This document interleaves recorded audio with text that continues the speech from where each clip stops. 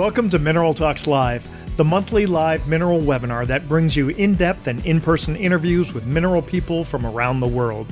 Mineral Talks Live is brought to you by a joint effort among the Mineralogical and Geological Museum at Harvard University, the SMMP, and BlueCap Productions. Tune in on the first Wednesday of every month and stay connected to your mineral world. Now, broadcasting live from beautiful Honolulu, Hawaii, the land of aloha, ukuleles, and shakas, this is Mineral Talks Live.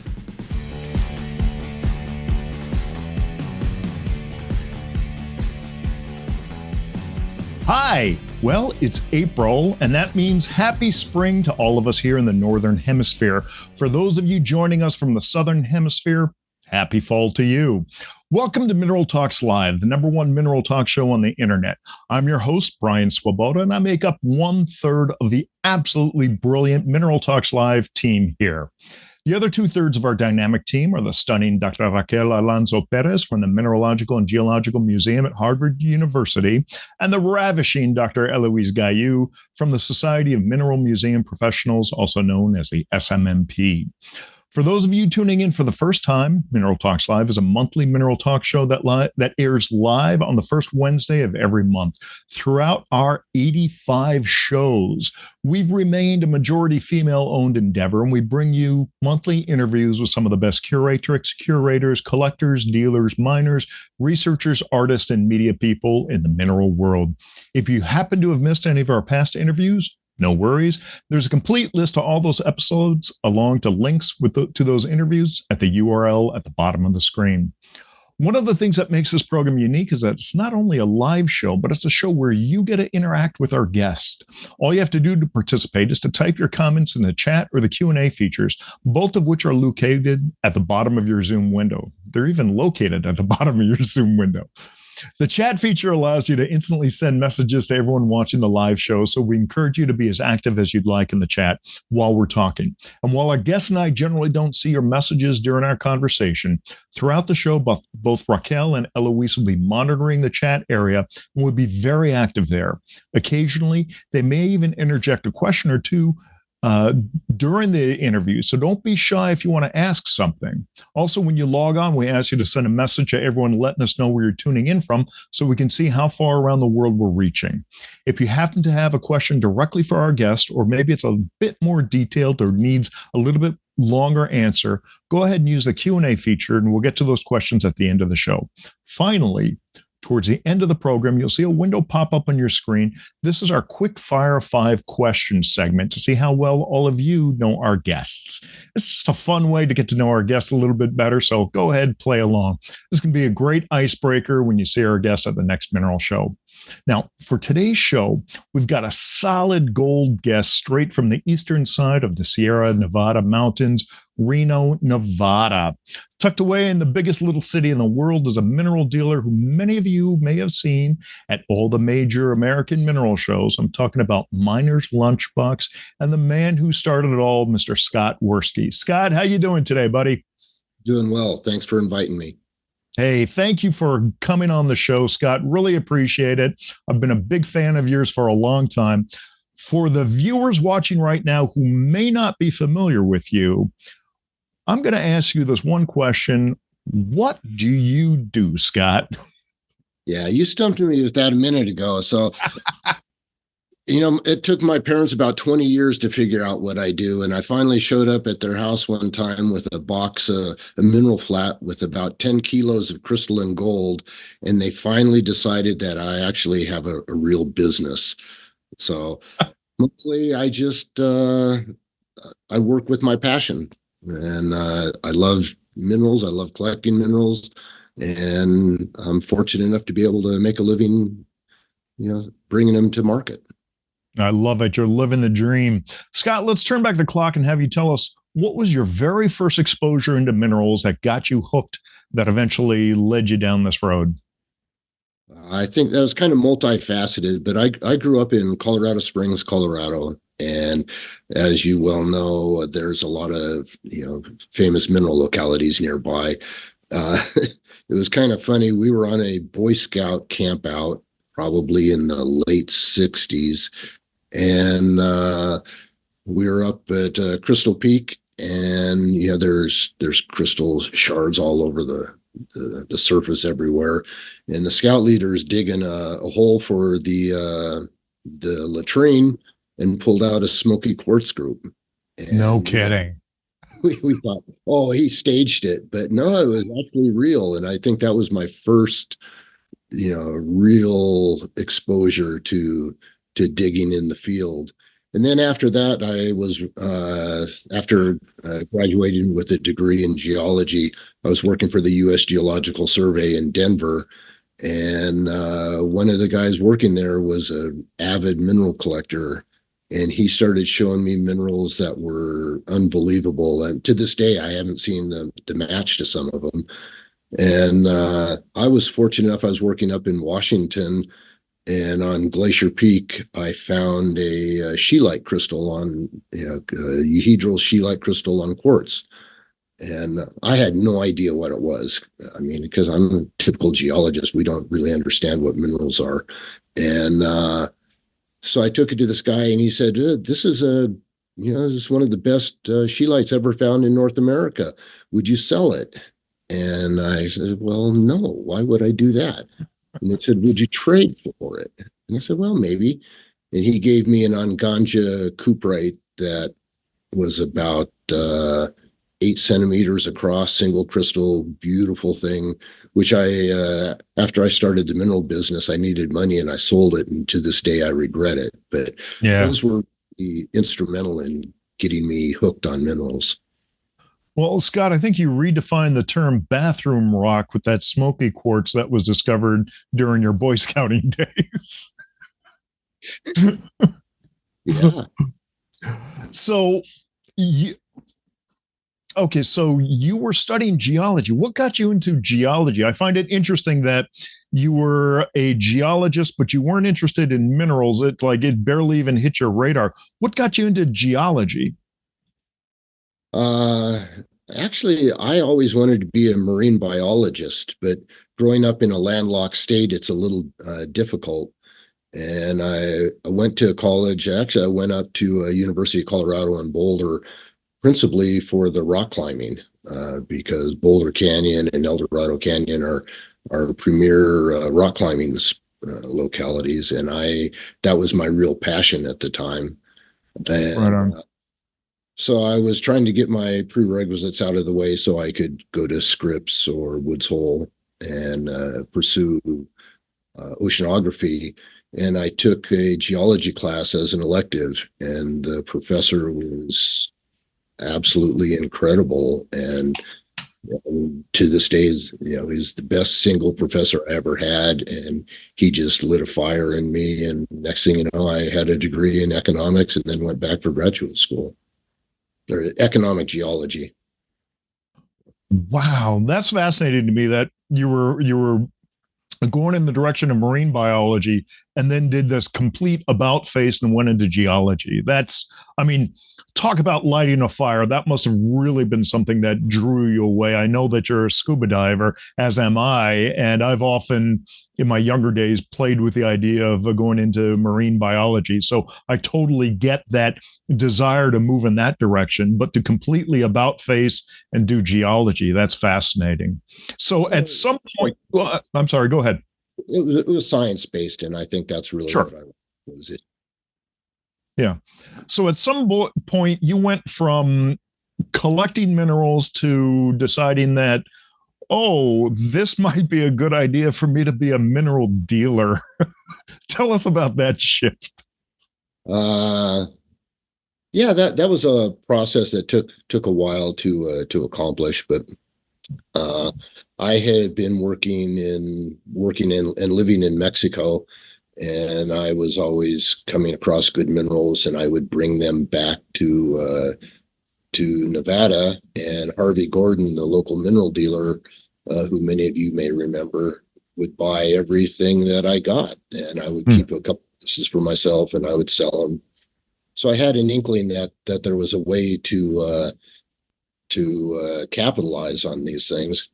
And then after, I don't know, 15 years of doing exploration, there was a downturn in the mining economy.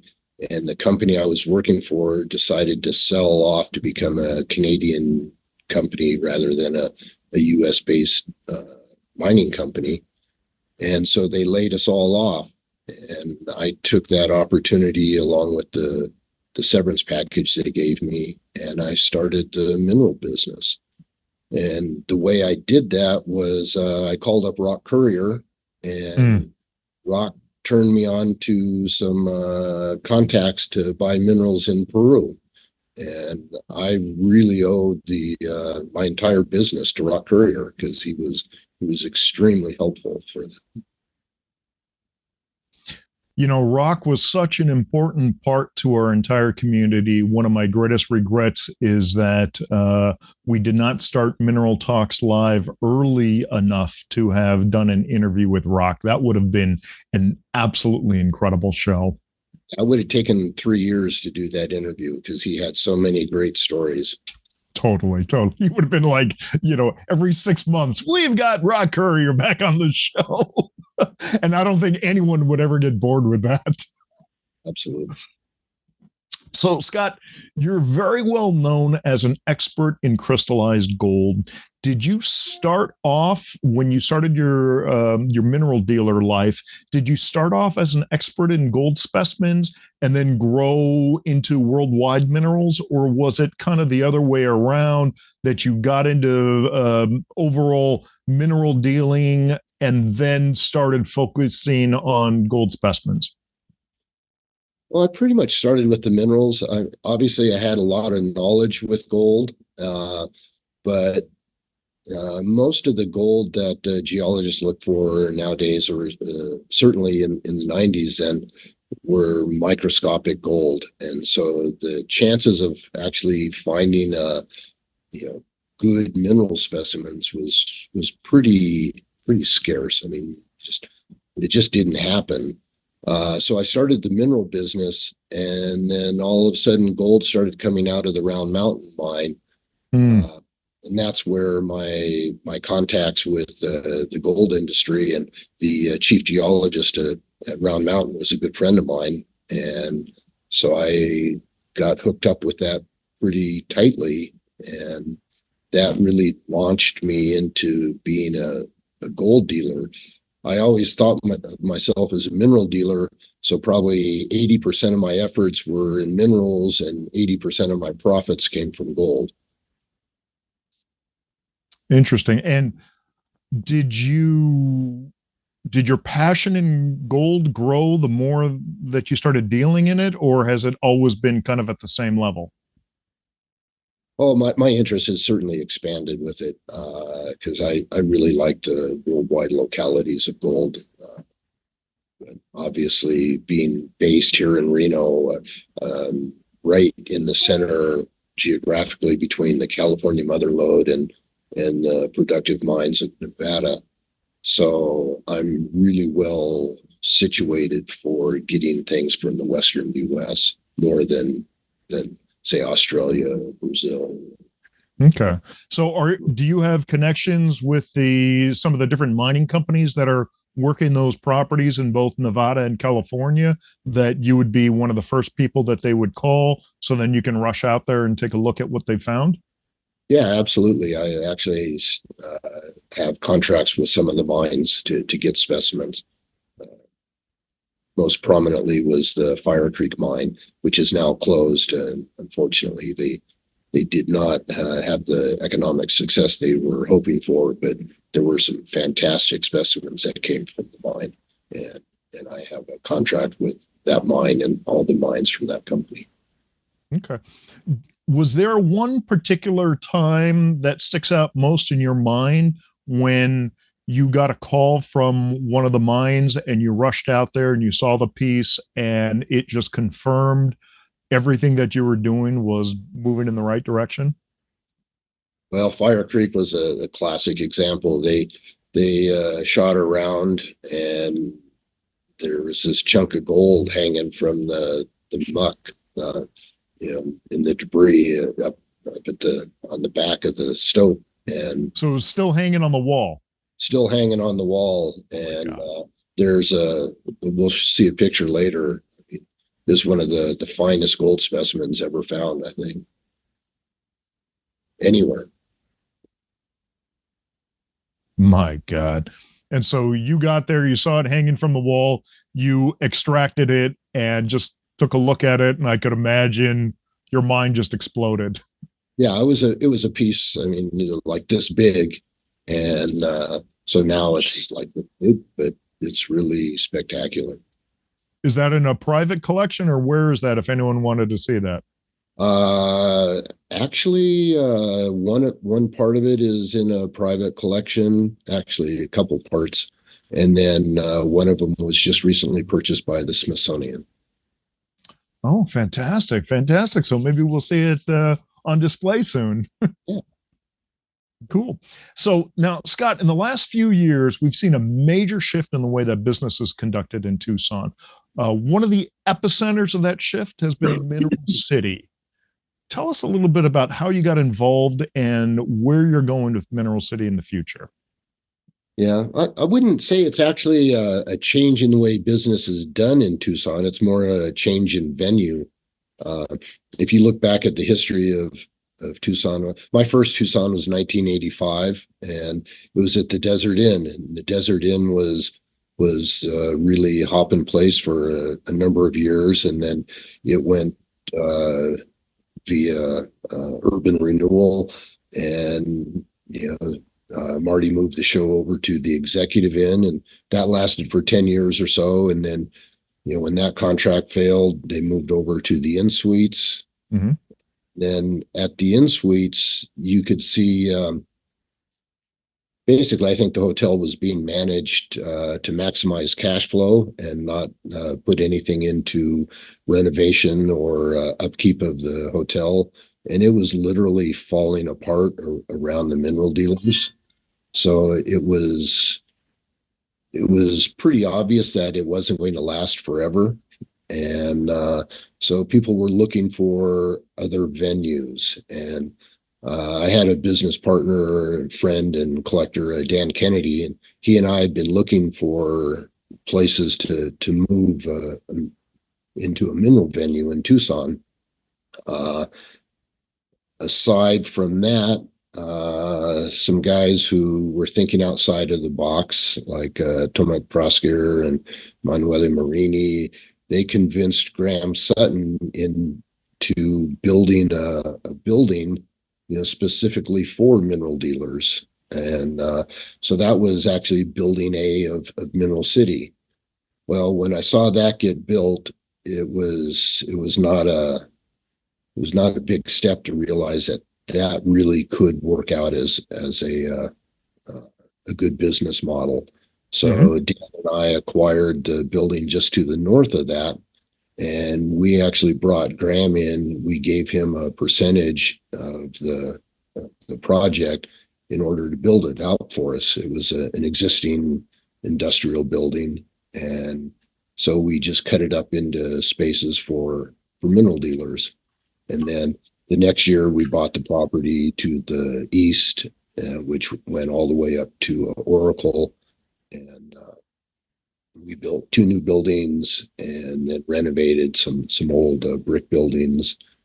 And then the next year, building G came available. We acquired that, and we subdivided that out and built that into mineral space. So it's really turned out to be, like you say, the epicenter of the mineral world in Tucson.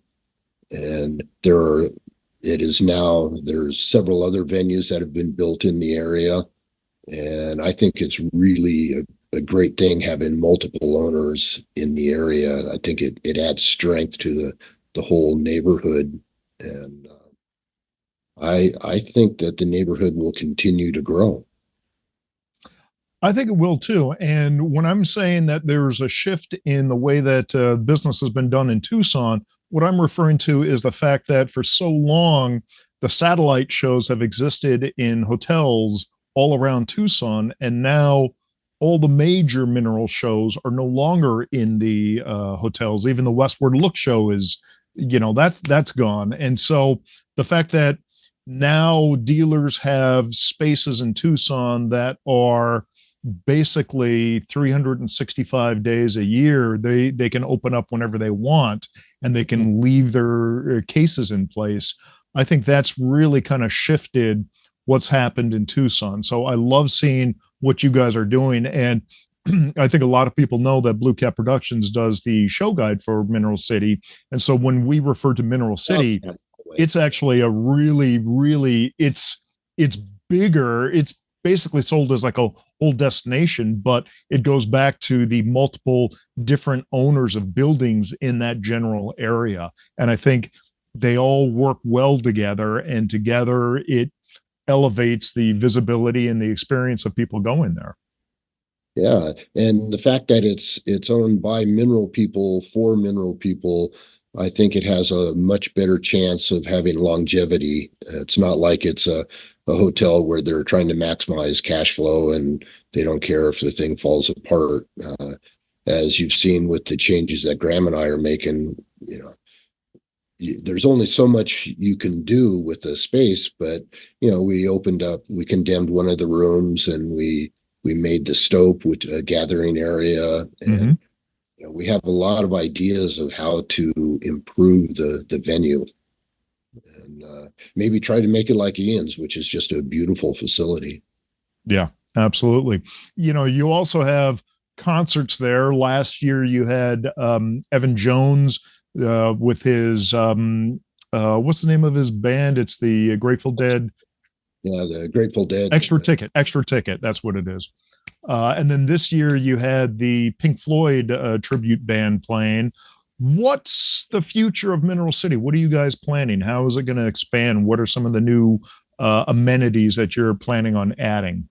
Well, we want to have another party, and we're asking for recommendations. I was thinking of changing up a little bit, maybe having like a bluegrass band in there. But nice. If any of the viewers have an idea who they might recommend, we're up for suggestions. As far as additional growth, we have some ideas, but there's nothing in the works at this point. Okay. Well, now speaking of the future of Miner's Lunchbox with the Werschky family is still growing, but you got a new rising star in that family. Tell us about Leighton, your son, and his involvement in the business. Yeah, well, this is my favorite subject. I mean, good for you. I'm really blessed. I used to think I knew how to do the mineral business and all that. And when I brought Leighton into it, he has a natural ability. I think he has a far more artistic creativity side to him. And so putting displays out and things, he's way better at it than I ever was. And obviously being younger, he's better at the technology parts of it. So it's actually really exciting to me to have somebody coming along, and he'll be taking over the whole thing. Super. And his knowledge of minerals is growing year by year. Yeah. Oh yeah. Yeah. He's working at it hard. I mean, he does a lot of reading on it, and he's looking at minerals constantly. And he would probably be standing in the background right now, but he's on a sales trip. I think he's in Arizona right this minute. Fantastic. And I know he's heavily involved with the young mineral collectors, so he couldn't be involved with a better group. They're a great bunch of collectors. Well, it's funny that he's really has a passion for this, and it didn't really start out that way, because he got a degree in geology from Mackey School of Mines at the University of Nevada, and he wanted to do exploration, and I was actually lining him up a job with a friend of mine to work down in Ecuador, because Leighton really likes the idea of traveling. But I needed a little bit of help, and I kind of sandbagged him a bit. I said, if you help me out, you can go to the Munich show with me and help me there.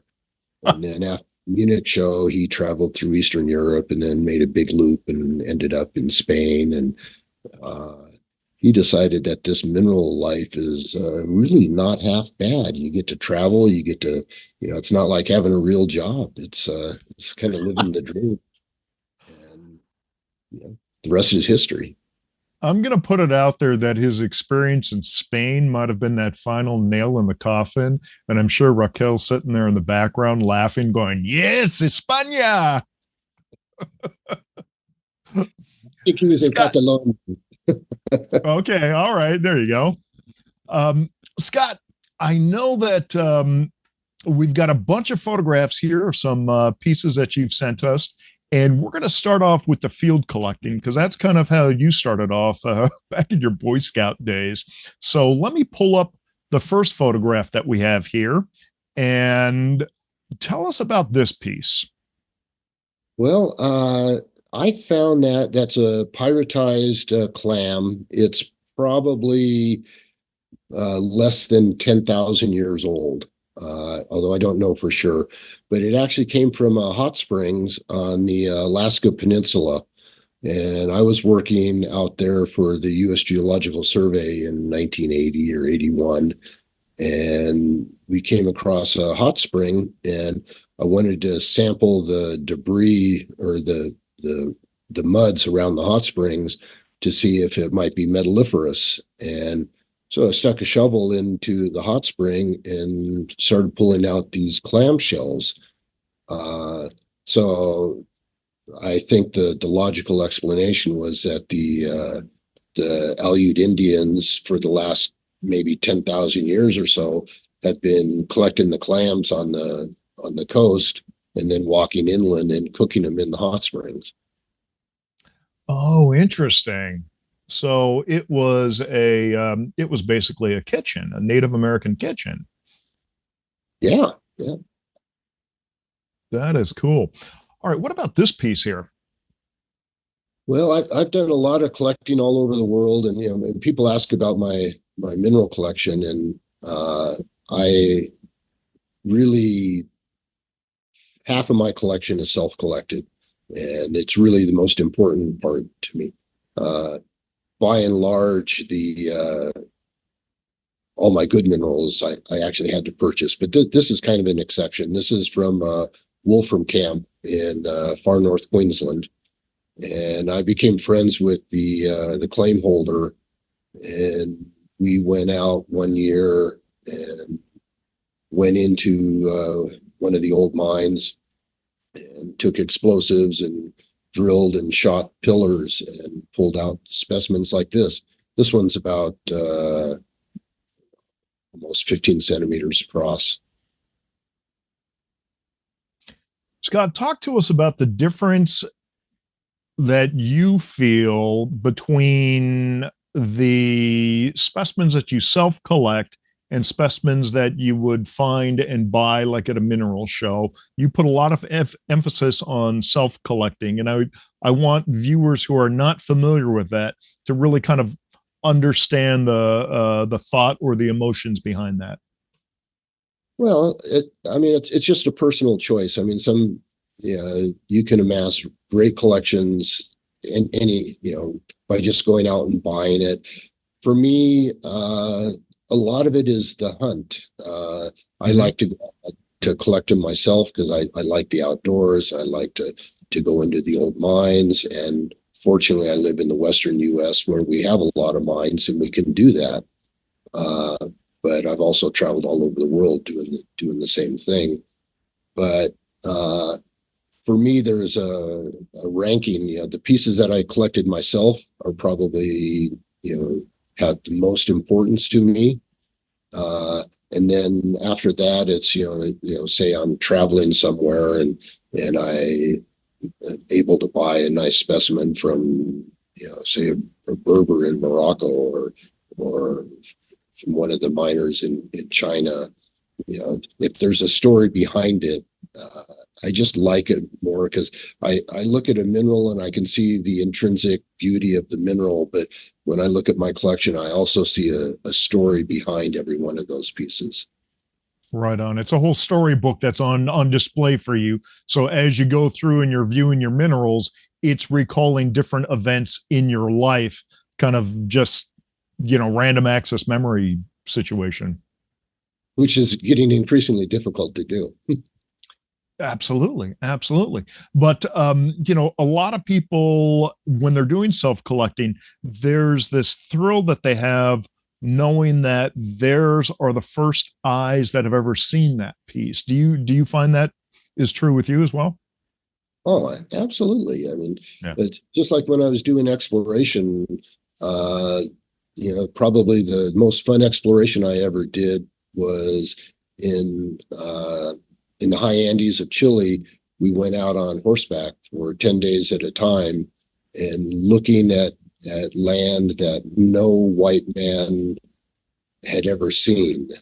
Certainly nobody with modern exploration knowledge. And so the sense of discovery was greater for those trips that I did there than anywhere else in the rest of my career. And the same thing goes with the minerals. When you crawl into a mine and you crawl up into this little stope and you're all contorted and you've got 3 inches of clearance to dig, and then you start scraping around and boom, you open up a pocket. I mean, that's exciting.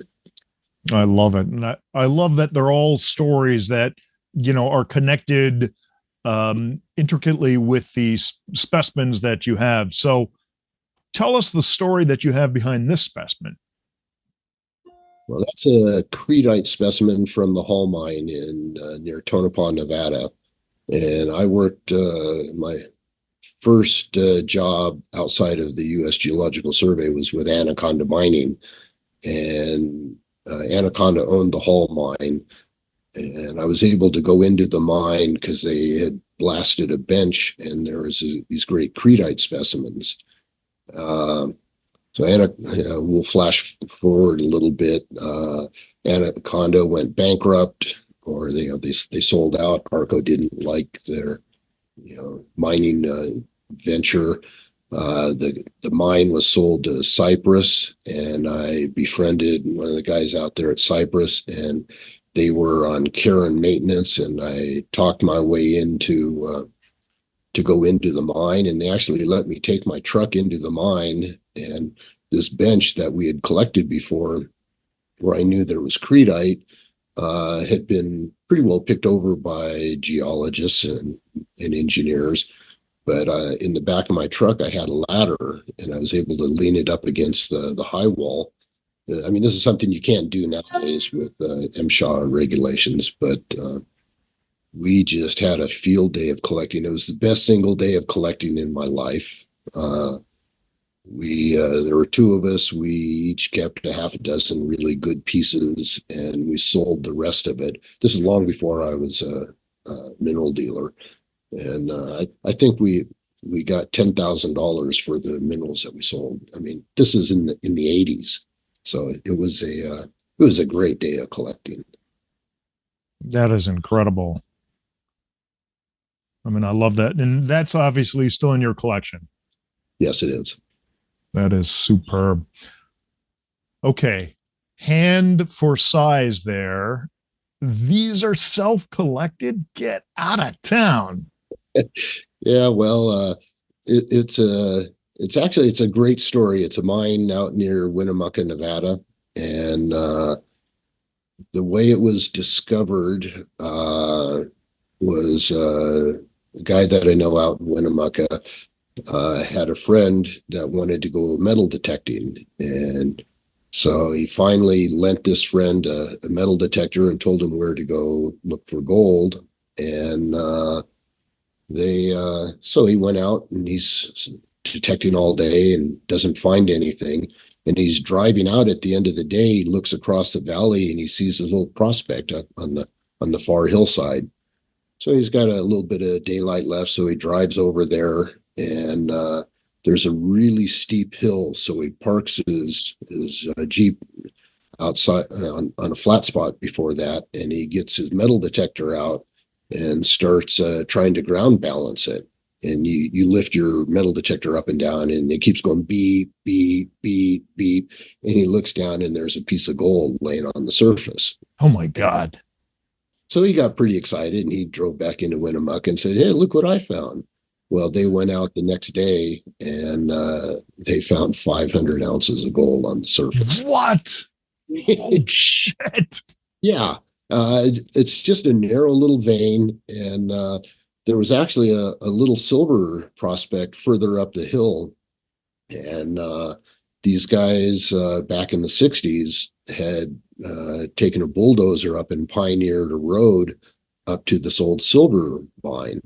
And they broke through this little bitty vein that had no workings on it and didn't even look at it. Well, they found in the dozer berm, there was a 50-ounce chunk of crystalline gold in it.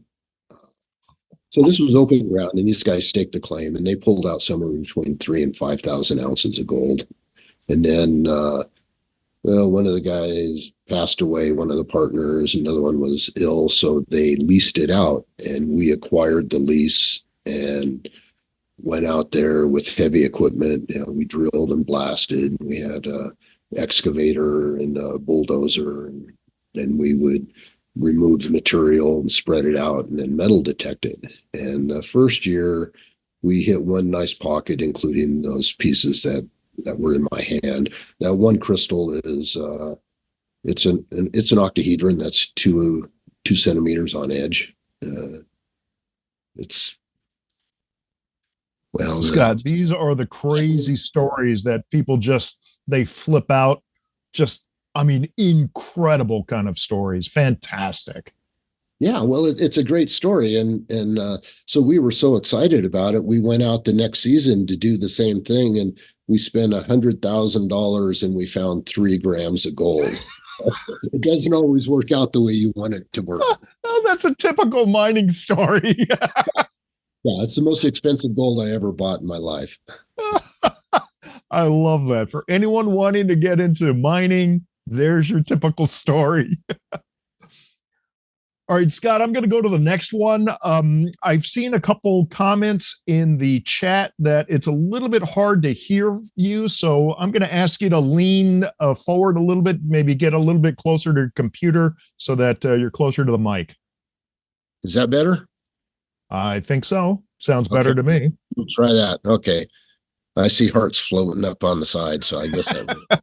Well, no, they're just seeing your face nice and close to the screen, and so they're swooning over you. You're way too kind. So this specimen, that's barite on fluorite from the Victory and Crystal Adits in southern Illinois. And we went out there back in the 80s or 90s and crawled into one of the old workings and had a great day of collecting and found a bunch of really nice pieces. And that's one that I kept for my collection. Dynamite. All right. This is the next one that's up. Well, Peterson Mountain, it's iconic. It's also 30 minutes from my house, which makes it nice. I've collected out there for years and years, originally with Foster Hallman, and a lot of it was just hand digging. Now, Paul Geffner and his group own the claims, and they take heavy equipment out there. And if you ever have an opportunity to go out, I highly recommend it. It's one of the few places for field collecting where you are absolutely guaranteed you're going to find something. You may not find something great, but you will definitely find minerals. Excuse me, I'm just getting over a cold that I got in Tucson. Yeah, that put me down for a couple of weeks, same kind of thing, but I'd caught it out here. So was this piece before Paul took over the mine, or was this during Paul's time? This was in Foster Hallman's era. Okay. So all right. 15, 20 years ago. Dynamite. All right. We've got another one here. Tell us about this. That's a spessartine garnet from Ely, Nevada. It's another place where you're guaranteed to find minerals if you ever go out into eastern Nevada. It's a fun place to collect.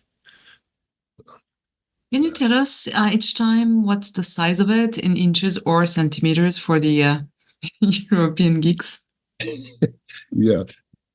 The whole metric thing is kind of funny. When I started working for the USGS in 1980, our directive was to publish everything in metric, and then in parentheses in imperial units. So the second year they said, well, the American reader is not smart enough to understand that, so we did it in inches. And then in parentheses in metric, and then I think after that they just gave up on the metric. I'm sorry, I just don't get it. It just makes so much sense. But Totally. that's an aside. That garnet is boy, I don't have it in front of me. It's probably 1.5 centimeters across. Thank you. You know, when I was looking at the thumbnail of this, for some reason, the image of a bear came to my mind. I love it when rocks get anthropomorphic. Personally, I don't see it, but that's the beauty of it. It's to each individual collector. So I used to fund trips out to buying trips to Tennessee, and went out there several times myself. And one of the miners took me underground during the swing shift. The miners could take family underground, so I became his cousin from the West, and they let me go underground. And he had a little vug that, or what they called bugs, that he'd been collecting for a few days. And so we got it. We went down the skip, got in a tractor, drove around for a while, and there was a pillar, and he had some muck in front of it, and he scraped off the muck. We parked the tractor on the backside of the pillar, and then he says, "Crawl in there." And I said, "Okay." I started to crawl in. He said, "No." I said, "You're not going to like it. You're not going to believe me, but you need to lay down on your back and go in head first." And he said, "Just trust me, it'll work." So I get on my back and I start crawling in, and it drops down at about 30 degrees. So you're upside down and backwards. And I went in about 3 meters, and the whole time, you've got just about a hand's clearance between your chest and the back of this vug, and wondering how I'm going to get out. Well, I got down to the bottom, and the fracture, it hit like a 90-degree fracture to it, and it just opened up, and there were crystals everywhere. No way. So I was able to pull this sphalerite piece out, and I have better pieces from Elmwood, but it's self-collected, and it just means a lot to me. Scott, you're telling all the classic stories, doing a mining operation and finding all this gold, climbing in, through a very narrow passage and coming into this huge chamber where all these crystals are sticking out of the walls. You're living the charmed life, my friend. Well, I've been pretty lucky with this. It's a fantastic piece. All right. I love this epimorph with the kind of sugary quartz. Tell us about this. Yeah, these are quartz epimorphs after barite. It's a surface outcrop near Warm Springs, Nevada, which is about 60 miles east of Tonopah.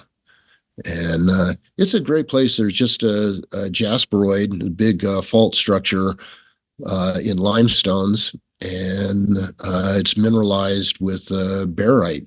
The largest barite crystals I've seen there are on the order of, I don't know, maybe 35 centimeters long.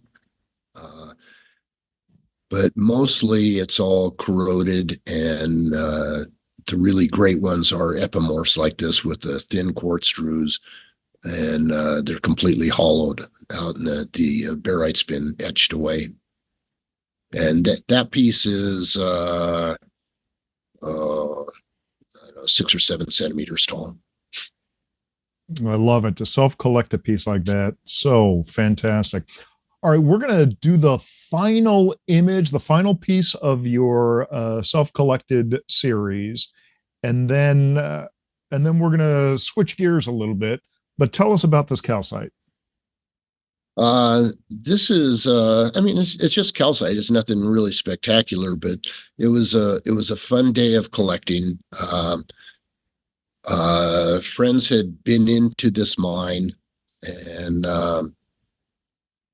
so he said, "Well, let's go back out." And we had an old Toyota pickup truck that we had built a boom that stuck out the front about 20 feet out the front of it, with a wheel on the end of it and a really high-end winch with aircraft cable on it. And we built it to look for crystals and mining artifacts.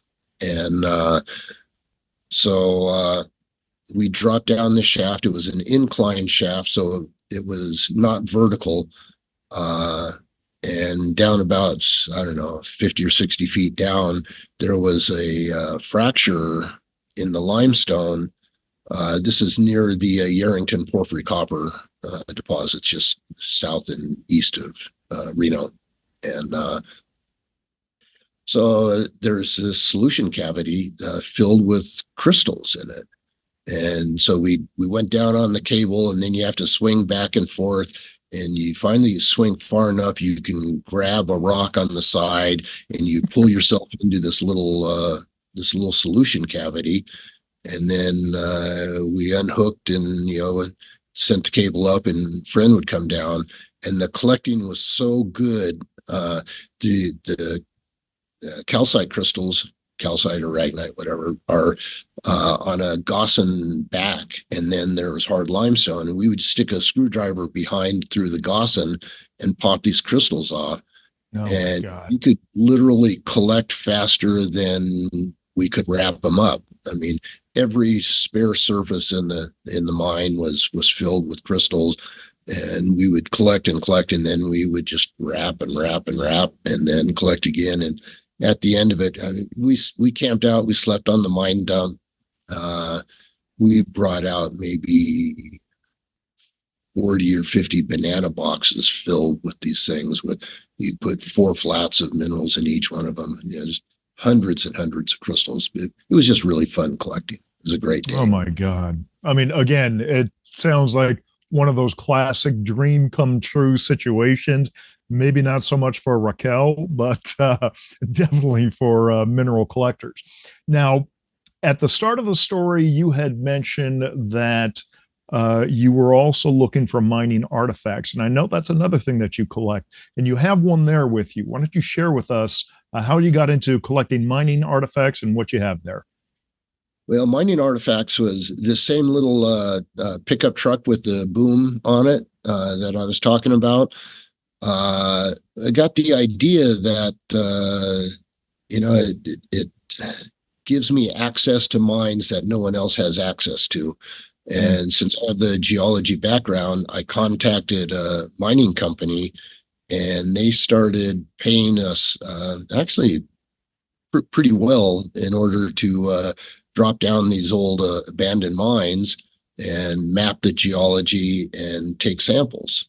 And so I had a contract down in the Goldfield district, and we dropped down hundreds and hundreds of shafts in there, and we started finding mining artifacts. And you'd find, an old dynamite box or something like that. About 1 out of 10 shafts you went into. Well, we dropped into this one shaft, and it was a 2-compartment shaft with wood lagging in it, and some of the debris had broken. Some of the square sets had broken. We shined a light down the shaft, and you look at it, and it's like, oh, it's a 200-foot shaft, fairly typical for Goldfield. But there was so much debris in the haulage way that we decided to winch down the manway.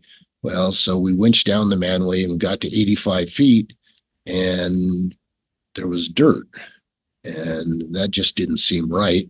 And while Well, I'm running the winch at this time, and my buddy says, "Oh, somebody threw their garbage in here. There's some clothes hanging from the square sets," and so we came back up and we repositioned the winch and went back down the other side, and from 85 feet down to 200 feet, the Goldfield Consolidated Mining Company had used that shaft as their own private garbage dump. And so, we got to the bottom, we took some samples, there was a little crosscut, we mapped the geology and we took the samples. We got back up to the surface and found that we were not on the property that of the company we were working for. We were on somebody else's claim. And unintentional, I mean, literally 100 feet onto somebody else's claim. And so I researched the owner who lived in Reno, and we contacted this guy and said, "Hey, we dropped down your mine shaft by accident, and we found all of this quote unquote garbage in here, and we think it's worth some money." And so we actually signed a lease with this guy and proceeded to go out and mine the garbage. So we would go down to Goldfield and we would, map geology till about 6 o'clock at night. And then from 6 till midnight, we put on hazmat suits and respirators and we dropped down the shaft and we essentially underhand stope mined the garbage. We started at the very bottom and then worked our way up. And we found incredible things like 50 pairs of Levi's and mining artifacts and whiskey bottles and wine bottles and things from the Goldfield Consolidated Mining Company Secret Service department, which employed Virgil Earp, Wyatt Earp of fame. And Sure, yeah. it was just a really great thing. We found all these mining artifacts and I just got excited about mining artifacts. So that even though we made a lot of money mining the garbage, it's cost me a lot more in the long run because now I buy mining artifacts. And so now I try to focus only on candlesticks, which are predominantly Western Americana things, basically mine lights like this one. It's a folding candlestick and it opens up like this. And this one is special because it was the prototype to a candlestick that exists in the Keck Museum at the Mackey School of Mines, and it was made by the blacksmith at the mine in Virginia City, and the one there is embossed in here as a graduation gift for when the mine owner's son matriculated through Mackey School of Mines in 1890, and this is the precursor to it. Now that looks pretty pristine. Was that ever used, or was that no, just like a showpiece? Yeah, it's a showpiece. Okay. Like I say, this one was probably the prototype to it, and then you get some really strange things. Like I like mechanical sticks, and folding sticks are special. So this doesn't look like much, but then that opens up, and then that opens up, and you can open that up, and that goes out there, and then it closes back, and you've got the thumb piece, and this one is embossed. It's some guy by the name of Eugenio Barr made this one. These are all button hinges.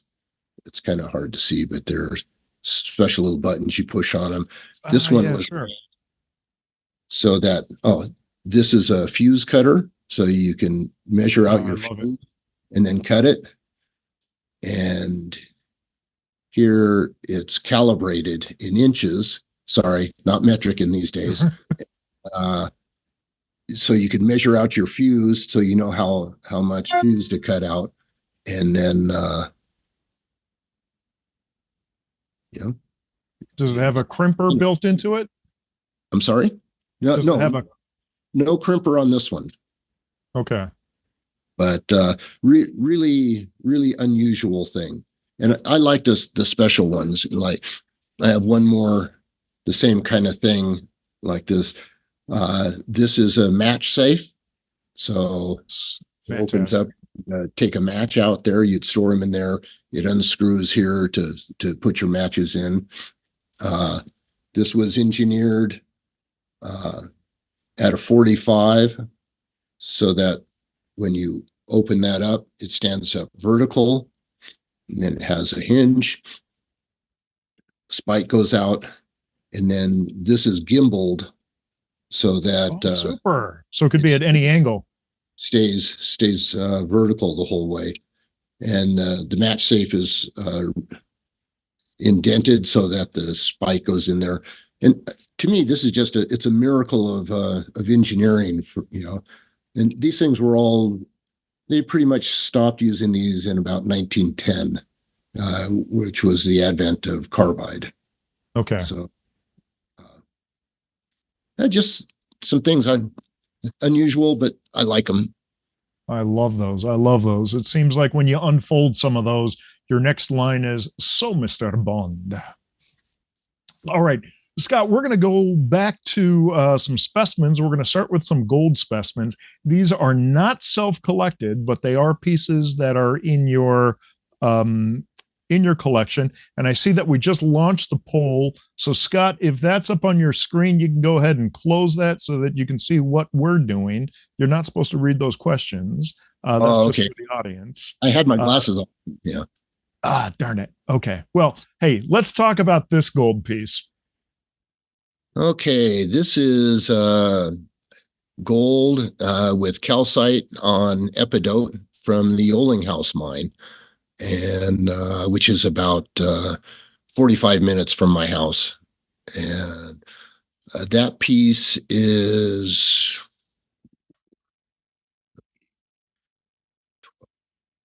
at least 15 centimeters across. It's quite large. They look like wires. One of the wires in there, it's kind of hard to see in this photo, but is probably almost 10 centimeters across. Wow. Oh, no, I got the size wrong on it. That thing's 35 centimeters across.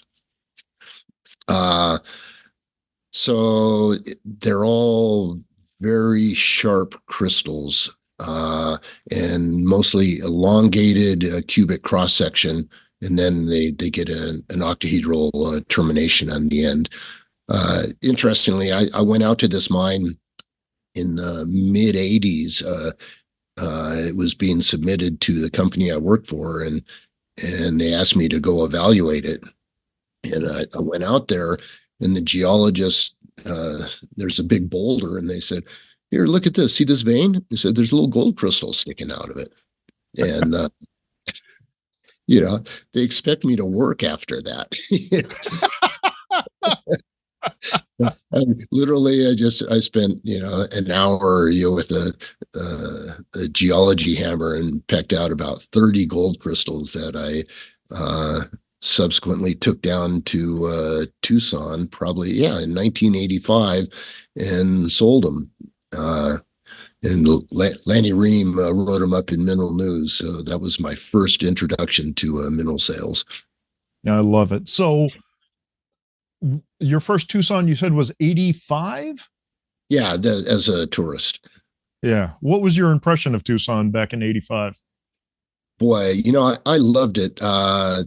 The atmosphere around the Desert Inn was incredible. At 2:00 in the morning, you could hardly walk down the hallways. The people are yucking it up and partying and drinking and doing business, and it's just such a change from the latter years in Tucson now, where we're all out entertaining our clients at fancy restaurants and all that, and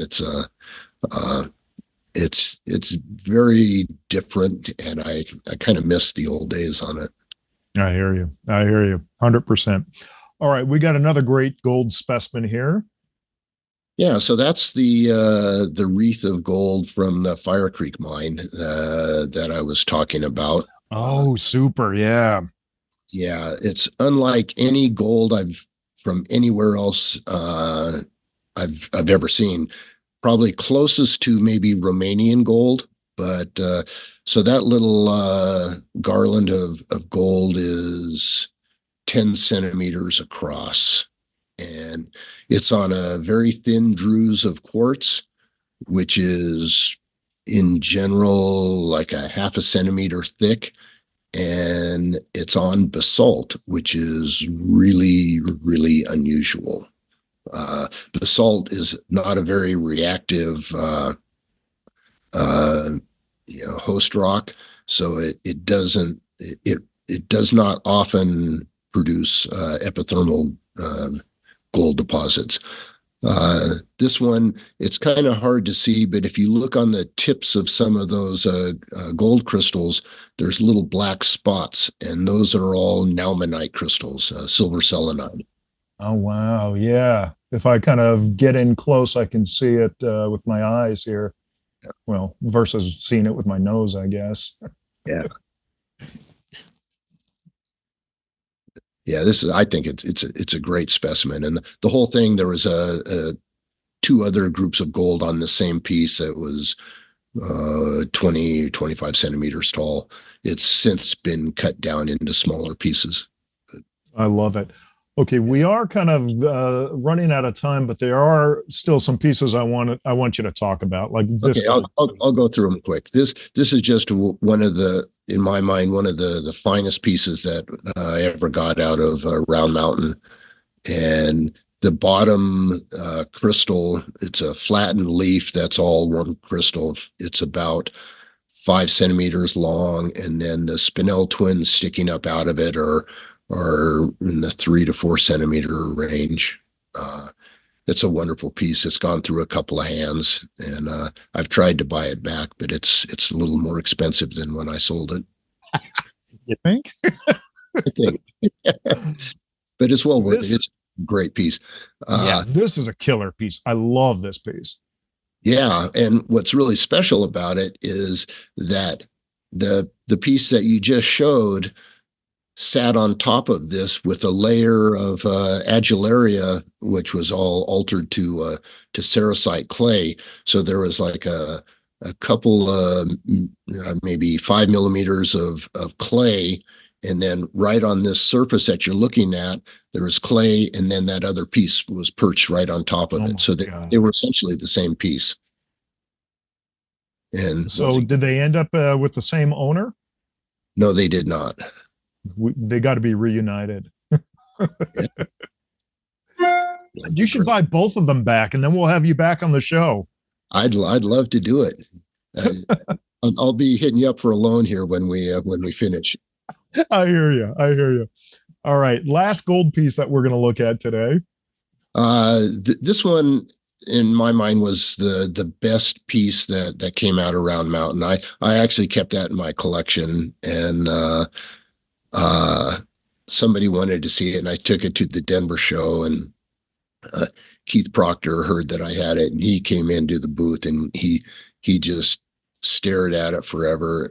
But I wouldn't sell it to him, and it was funny. He was looking at the piece, and with this despondent look because he couldn't own it, and some woman walked by and said, "Is he having a heart attack? Do we need to call the medics?" But, so I've actually had the honor of selling this 3 different times now. So I sold it to Gene Myron once, and then to a collector back east, and then he traded it out, and then I finally sold it to Keith Proctor. So Keith ended up finally getting it. He did. Yeah. I love that. That's terrific. Super. All right, Scott, we're just going to take a look at a few other specimens here before we go into our quick fire 5. Okay. Perargyrite from Fresnillo. That was in my collection. It's about 7 centimeters tall. Love it. And then I'm going to jump ahead to this classic ram's horn. Well, that's just one of my most expensive specimens. I bought that in Bermejillo, Mexico. Oh, no, actually, sorry, in Santa Eulalia.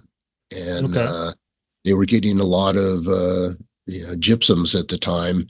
And I think I paid a whopping $1.50 for that. It's, oh, my God. Did you have to take out a loan? Yeah, I did. I had a price to make.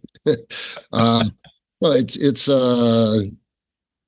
10 centimeters tall. It's not large, but it was just such an aesthetic thing with, complete curls. And I love the piece. I think that's super. Let's jump to this piece. Just classic. And Louise, you like this one? Yes, I do. The first time I saw one of these fluorites from Puy-Saint-Guilmier, to me, they're the holy grail of fluorite. The color is just so intense and so attractive. And so I have spent a lot of years trying to buy these things. And so I was able to acquire this one. And then my friend Dan Kennedy strong-armed me and made me sell it to him, and I regret it to this day. But I love them. I think they're just the greatest thing on earth. It just takes your breath away. All right, we're going to go to what many call the Holy Grail here.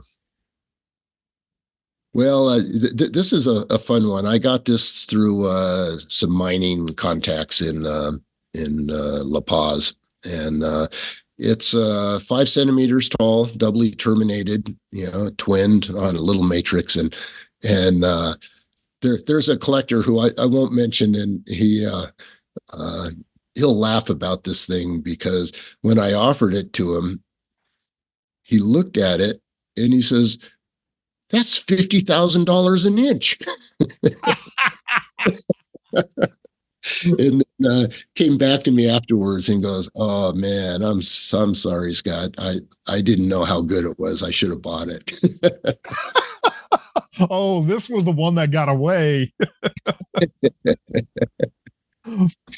Yeah. Oh, I love it, Scott. We can go on and on, but we are a little bit past the hour mark, and we still got a couple more things to do. So now we're going to go into the quick fire 5 question. Okay. So basically, there were 5 questions that we asked all the audience to guess what your answer will be. Each question had 2 answers. All of your answers are correct, and we're going to see how well the guests or the viewers did, how well they predicted what your answers will be. Okay. So I do have to put a notice out there that anyone who gets all 5 of these questions correct, then at the next mineral show, they get a full body 15-second hug from Scott. That's the prize here. You're agreeing to that. Is that right, Scott? Because I'm springing that on you right now. Okay. All right. Okay. So again, 5 questions, 2 answers to each. You tell me which answer you resonate with strongest, and all of your answers are correct. We're going to see how well the viewers did. You ready? Okay. All right. Hit me with them. Okay. Question number 1.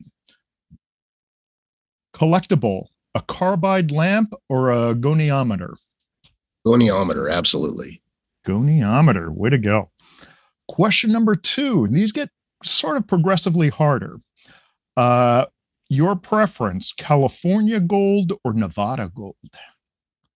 It's got to be Nevada. Nevada, okay. Nevada, not Nevada. Come on, buddy. Nevada. One time I was coming across the border, coming back to America from the San Francisco mine, and I'd been living there so long just speaking Spanish that when they asked me where I was going, I said, Tucson. And the border agent just kind of stopped and shook his head. He said, can you lose the accent? So I feel you. I feel you, man. Okay, this is probably the toughest question. Okay, are you ready? Sure. Okay, best attire when collecting in Australia, full coverage or the full Monty? Who told you this story? Hey, I do my research, man.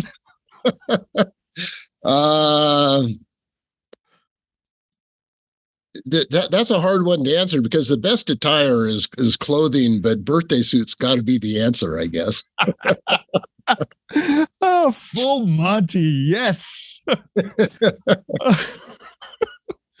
Okay. You have to tell people the story, or is that? We'll tell it when we get to see how people have answered. Okay. All right. Preference of red wines, Napa Valley or Spanish Rioja. And I do have to remind you that 1/3 of our team is Spanish, so answer carefully. Lo siento mucho, Raquel. I like the cabs over the Rioja. Okay, so we're doing Napa Valley. Sorry. Final question, compressed air or nitrox? Oh, nitrox. Nitrox all the way, my man. Okay, we have all 5 answers from Scott. Eloise, who's doing? Are we doing Eloise or Raquel today? We can do Raquel because she has the Rioja there. So okay. What, Yes, you mean she's drinking Rioja right now? Raquel, I would be happy to drink a Rioja with you. That's not a problem. We shall into. So I learned a lot. I didn't know all about mineral city and all your mineral collecting. So not my type of life, but amazing. See, I love it. Even one of our partners is being educated here. All right, let's go through and see what the viewers have guessed on Scott's answers here, and then we'll go to the Q&A. So question number 1, carbide lamp or goniometer. Scott immediately went to goniometer. What did our viewers say? I think we confused then the carbide lamp because of all the thing what you are showing us. So yeah. Sure. Okay. All right. Question number 2, California gold or Nevada gold? Scott felt obliged to go with Nevada gold. What did our viewers say? 80% Nevada gold. Okay. Am I still saying it wrong? Whatever. Even the Latina accent said Nevada. Nevada. Nevada. All right. Question number 3, best attire when collecting in Australia. Full coverage or full Monty? Scott went with full Monty. What did our viewers say? Full coverage. Full coverage. Scott, we want the story. Yes, please. You want the story? We want the story. So I knew the caretaker at the Red Dome mine, and I'd been out to the Red Dome mine about 10 times to collect, and I was chasing after the cuprites because I think it produces the finest cuprites in the world, and I had an idea where they might be, and so we went out there, and the haulage road. It's a very steep open pit, and it's almost like a open pit shaft, I would say, and they had a big flood and it had washed out the haulage road. So we rappelled down the first part of the mine to get down to the haulage road. And we walked down the haulage road and we get to the bottom and there's a lake, and I can see a spot that I want to go to, but there's a lake out there, and we're a long ways from anywhere, and I'm with two friends collecting, and they're somewhere else in the mine, and so I'm kind of looking around and I said, there's nobody here. So I stripped down and I swam across the lake, and then I climbed up the vertical high wall, and I found this vug filled with crystals, and so I scream at the guys and like, I found it, it's great. So unfortunately, just calcites, not cuprites. But so I'm collecting calcites en natural, and I'm totally happy because there's nobody out there. And all of a sudden, my friends find a way to get out to this spot on an old pipe, and they climbed around the mine, and they got to me. And all of a sudden, it became less comfortable collecting. Well, that lake water was cold. It's the tropics. It's not so bad. So I had to jump. I had to jump back in the lake and swim across and put my shorts back on. So, yeah, that's the first time I've ever collected on natural, and I'll probably not do it again. Oh, I was going to say perhaps not the last time. Fortunately, no cameras. You know, we know people in the Rioja region that have pyrite mines. Maybe we can arrange a Rioja tasting while you revisit collecting in the Buff. You can't. No cameras. All right, moving on to question number 4. Red wine, Napa Valley, or Spanish Rioja? Napa Valley. Oh, everyone guessed Napa Valley. Fantastic. Okay.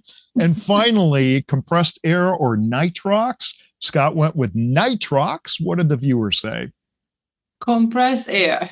Compressed air. I know. We didn't do this well with you, Scott. I don't know. No. We did okay, but there's 2 out of 5. So Scott's quite relieved that he doesn't have to do 15-second full body hugs to anybody out there. I should have put my Venmo account out and told people to send me a deposit for the correct answer.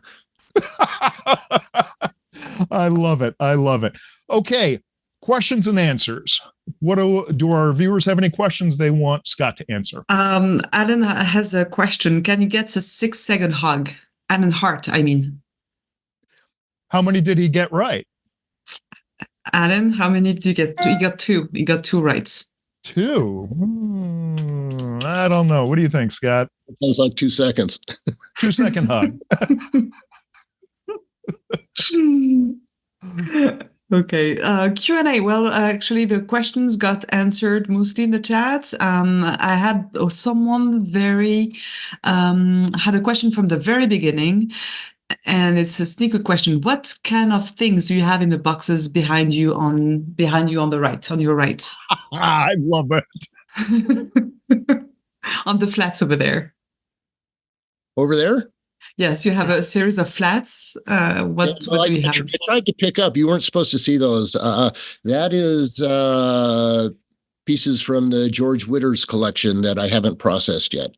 So I was able to buy George's collection last year, and there's some really fun things in there. When are you going to bring those to market? Probably Denver.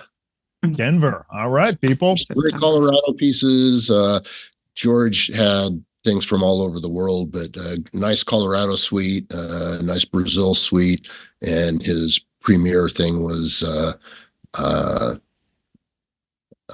Tri-State District. Oh, fabulous! Some of that to Tucson. So what's on the display then? What do you have on display in your 2 cabinets? And I saw a third one on your right. Oh, what do you display there? There's safes over there. Oh, this is the safe. Okay. Rotate around. Oh, nice. Look at that. Wow. There's more than 2. Okay. That over there is all self-collected personal stuff. Everything else was, it's just inventory because I'm in the office. Cool. Okay, so thank you. Greg had a question regarding a book. Can you recommend him a book on Western mining history?